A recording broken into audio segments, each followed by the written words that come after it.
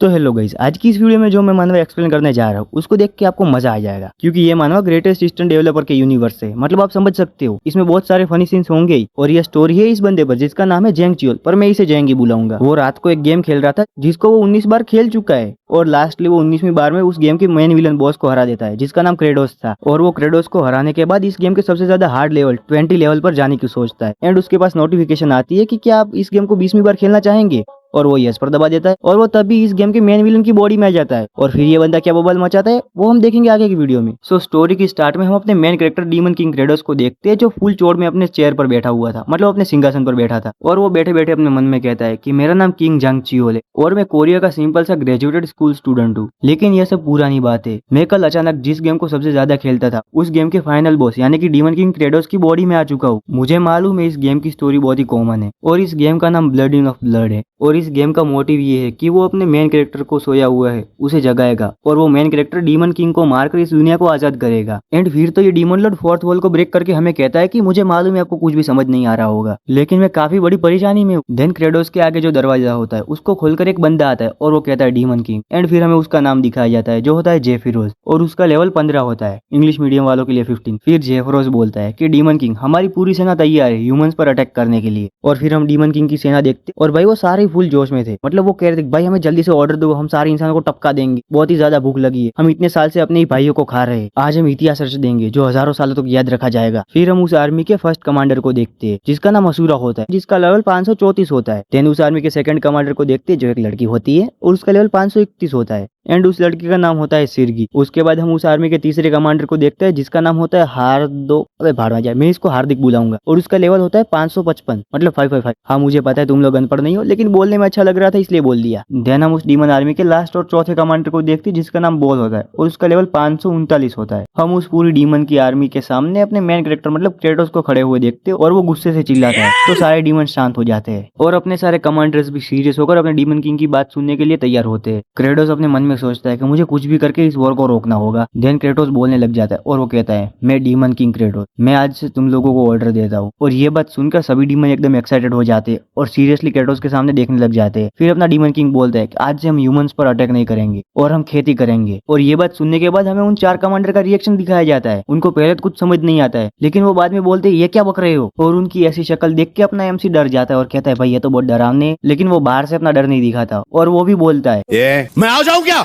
अपनी पर। और क्रेडोस की ये बात सुनकर उन चारों की फट जाती है। उसके बाद सीन शिफ्ट होता है और हम इस गेम के मेन कैरेक्टर को देखते हैं और उसके सामने नोटिफिकेशन पॉपअप होती है कि आप इस गेम को 20वीं बार खेलने जा रहे हो। एंड उसके बाद फाइनली हमें इस गेम के मेन कैरेक्टर को दिखाया जाता है और वो कहता है मुझे डीमन किंग को हराना पड़ेगा। फिर हमें उसका नाम दिखाया जाता है जो होता है एज किमजी और उसका लेवल होता है 9990। एंड है क्लियरिफिकेशन कि ये बंदा अपनी स्टोरी का मेन कैरेक्टर नहीं है, इस गेम का मेन कैरेक्टर है। अपनी स्टोरी का मेन कैरेक्टर तो जेंग यानी अपना डीमन लॉर्ड है। तो बैक टू द स्टोरी, हमें बताया जाता है कि अगर किमजी पर पूरी डीमन आर्मी भी अटैक करे तब भी वो किमजी का कुछ नहीं बिगाड़ सकती। और किमजी अपने मन में बोलता है कि मुझे कुछ भी करके इस वॉर को रोकना पड़ेगा वरना मैं मारा जाऊंगा। देन उसके बाद जेंग अपनी बैक स्टोरी बताने लग जाता है कि मैंने कोरिया में फार्मर की पढ़ाई की थी, मैंने सोचा था कि मैं एक अमीर फार्मर बनूंगा और ऊपर से मैं एक होशियार और चालाक स्टूडेंट भी था। अगर हम साफ साफ कहें तो मैं एक टॉप ग्रेजुएटेड स्टूडेंट था। लेकिन उसके बाद हमें एक प्रोफेसर को दिखाया जाता है। वो प्रोफेसर जेंग से कहता है कि जेंग तुम एक चालाक और बहुत ही होशियार स्टूडेंट हो, तुम मेरे लिए क्या ये काम करोगे, तुम्हें इससे बहुत ही ज्यादा एक्सपीरियंस मिलेगा। उसके बाद हम एक और प्रोफेसर को देखते हैं और वो जेंग से कहता है कि जेंग तुम इन कामों में बहुत ही ज्यादा अच्छे हो, क्या तुम मेरी मदद करोगे। उसके बाद हमें एक और पर्सन दिखाया जाता है और वो जेंग से कहता है कि जेंग क्या तुम मेरे लिए मेरे खेतों में ये बीजों को बो दोगे। फिर हम लास्ट में अपने एमसी मतलब अपने जेंग को देखते हैं और वो सोफे पर मरा हुआ पड़ा था। वो कह रहा था कि भाई मैं पूरे दिन के लिए इन लोगों का नौकर बन चुका हूँ, मैं सारे काम करता हूँ, पता नहीं मैं क्यों कर रहा हूँ, मैं तो इनका एक नौकर बन चुका हूँ, ऐसी लाइफ जीने का मतलब क्या है भाई। और ऊपर से मैं उस साले प्रोफेसर के लिए काम करता हूँ, वो उस काम का सारा क्रेडिट भी खुद रख लेता है। फिर अपने एमसी गुस्से में पूरे डीमन की तरह बोलता है मैं इन सालों को मार दूंगा, वो मेरे साथ ऐसा कैसा कर सकते हैं। देन अपने एमसी फिर से नरेशन करने लग जाता है और कहता है मैं उन सभी कामों के कारण पागल बन जा रहा था, इसलिए उसका मेरे पास बस एक ही रास्ता था, गेम्स। इसलिए मैं बहुत ही ज्यादा गेम खेलने लगा और मैं जिस गेम को खेल रहा था वो बहुत ही ज्यादा हार्ड गेम था। इस पूरी दुनिया में इस गेम को किसी ने 19 बार कंप्लीट नहीं किया था। मैं बस फील करना चाहता था कि जीत कैसी होती है। फिर हम देखते हैं कि अपनी मेन कैरेक्टर मतलब जेंग ने उस डीमन किंग को हरा दिया है और उस डीमन किंग के सामने अपने जेंग का कैरेक्टर खड़ा हुआ है जिसका नाम किमजी है। फिर हम जेंग को देखते हैं जो बहुत ही ज्यादा गेम खेलने के कारण थक गया था और वो मरी हुई आवाज में कहता है कि फाइनली मैं जीत गया, अब मैं इस वर्ल्ड में बहुत ही ज्यादा स्ट्रॉन्ग हूँ, मुझे कोई भी नहीं हरा सकता। लेकिन फिर हमें पता चलता है कि इस गेम में एक और इम्पॉसिबल लेवल है, लेवल 20, जिसको बहुत ही ज्यादा हार्ड माना गया, मतलब उसको लोग इम्पॉसिबल ही समझते हैं पार करना। और जैंग कहता है कि मुझे वो लेवल खेलना पड़ेगा, मुझे कोशिश तो करनी ही चाहिए। फिर हमें जैंग के गेम कैरेक्टर की प्रोफाइल दिखाई जाती है और भाई एक ऐसा गे जैसे कपड़ा पहना है इसने, मतलब पापा का परा लग रहा है ये तो। बाय द वे बाजू में हमें इसका लेवल भी दिखाई जाता है जो होता है 9990। जैंग कहता है कि इस गेम में मैक्स लेवल 9999 है, तो मुझे अब ज्यादा लेवल अप करने की जरूरत नहीं है। वो कहता है मुझे शायद से 20वां राउंड खेलना चाहिए और उसके सामने एक नोटिफिकेशन विंडो पॉपअप होती है कि क्या आप इस गेम को 20वीं बार खेलना चाहेंगे। जैंग उस विंडो पर यस पर क्लिक करता और उसके यस पर क्लिक करते ही उसकी स्क्रीन में से बहुत ही ज्यादा लाइट बाहर आने लग जाती है और वो कहता है भाई ये क्या चल रहा है, और इतनी देर में जैंग की आत्मा उस स्क्रीन में खींची चली जाती है। एंड फिर हमें blood in of blood game का सीन दिखाया जाता है, मतलब हम उस गेम के अंदर देखते हैं जहाँ जैंग की आत्मा उस गेम के अंदर आ चुकी होती है। लेकिन जैंग बहुत ही ज्यादा शांत होता है। वो कहता है मुझे लंबी लंबी सांसें लेनी है, मुझे बिल्कुल भी पैनिक नहीं करना, मैं बहुत ही ज्यादा चालाक हूँ, मुझे शांत रहना है, मुझे पूरा विश्वास है, मैं अभी तक मरा था नहीं हूँ, मेरी आत्मा मेरी बॉडी से खींच ली गई। और फिर उसे टावर ऑफ लाइफ दिखता है और ये देख के जैंग समझ जाता है कि वो blood in of blood game के अंदर है। चलो बंदे के पास थोड़ा दिमाग तो है। देन अपना किमची ब्लड इन के डोम को देखता है और वो उसको देख के बहुत ही ज्यादा खुश हो जाता है। वो कहता है कि अरे वाह मैं किमची की बॉडी में जाने वाला हूँ, उसका लेवल तो मैक्स है, मतलब मैं सबसे ज्यादा स्ट्रॉन्ग बनने वाला हूँ, अब मजा आएगा ना। फिर जैंग की नजर किमची की बॉडी पर जाती है पर वो अचानक से थोड़ा सा इमोशनल हो जाता है और वो कहता है ये दुनिया में पता नहीं कब क्या हो जाता है,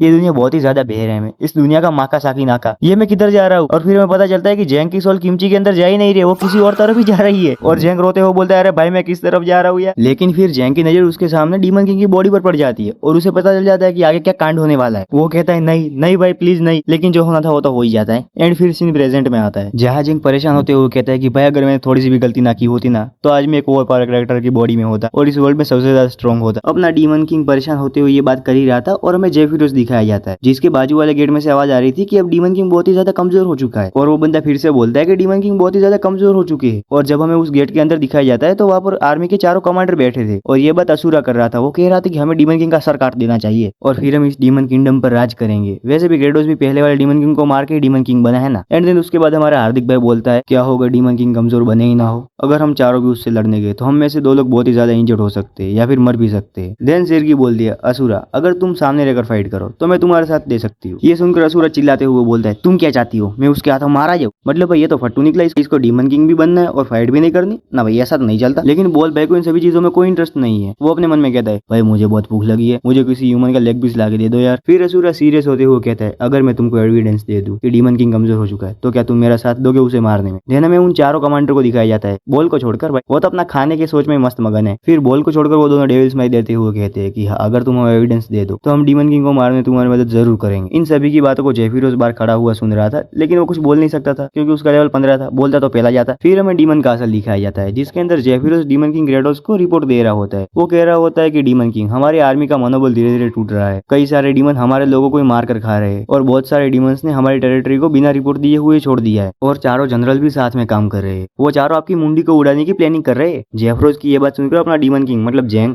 ऊपर से नीचे तक पूरा कांप जाता है, लेकिन फिर भी अपने चेहरे पर एक भी इमोशन नहीं दिखाता। वो आपने सुना होगा ना गांड फटे तो फटे लेकिन नाव भी ना कटे। लेकिन फिर जैंग सोचने लग जाता है कि अगर उन चारों ने मेरे पर एक साथ अटैक किया तो मैं डेफिनेटली मारा जाऊंगा, क्या मुझे ह्यूमंस पर अटैक कर देना चाहिए। लेकिन फिर वो सडनली सोचने लग जाता है कि मैं तो किमची की बॉडी में गया ही नहीं, क्या वो उठ गया होगा या फिर अभी भी सो रहा होगा। अपना जैंग ये सारी बातें सोच ही रहा था लेकिन इतनी देर में जेफिरोस उसके सामने आ जाता है और एक रेड कलर की बॉल निकालता है। वो कहता है हमें ब्लड इन ऑफ डोम से एक वीडियो आया है और उस वीडियो में हम किमची को देखते हैं जो डीमंस को बहुत ही ज्यादा ब्रूटली मार रहा था। वो सभी कह रहे थे भाई मुझे जाने दे, मुझे मत मारो, लेकिन किमची सभी को मार ही जा रहा था। और लास्ट में जिस डीमन की आंख से ये वीडियो आ रहा था किमची उसको पकड़ता है और किमची ने शायद से उसकी आंख को ही निकाल दिया है। एंड फिर हमें किमची दिखाया जाता है एक बेडेस पोज में पूरा खून से लदा हुआ लेकिन फेरी टेल की कॉस्ट्यूम में। और ये सभी चीजें देखने के बाद अपने जैंग की तो पूरी फट चुकी होती है। वो कहता है मैं इसके पास नहीं जाना चाहता यार, ये मुझे भी मार देगा। एंड वो अपने मन में सोचने लग जाता है कि अगर मैंने ह्यूमंस पर अटैक नहीं किया तो वो चारों डीमन जनरल मुझे मार देंगे और अगर मैंने ह्यूमंस पर अटैक किया तो ये साला किमची मुझे मार देगा। फिर जैंग रोते हुए कहता है भाई मैं क्यों हर बार फंस जाता हूँ, मुझे कब शांति भरी लाइफ मिलेगी यार। और फिर वो एकदम से सीरियस होकर खड़ा हो जाता है और वो कहता है मुझे सभी डीमंस को शांत करना पड़ेगा। तो गाइस ये वीडियो इतनी ही थी, हाँ बहुत छोटी है, लेकिन 1 मिनट रुक जाओ, पूरी बात सुन के जाओ यार, वीडियो मत छोड़ना। मैं ये कह रहा था कि बस इस वीडियो पर 20 व्यूज भी आ गए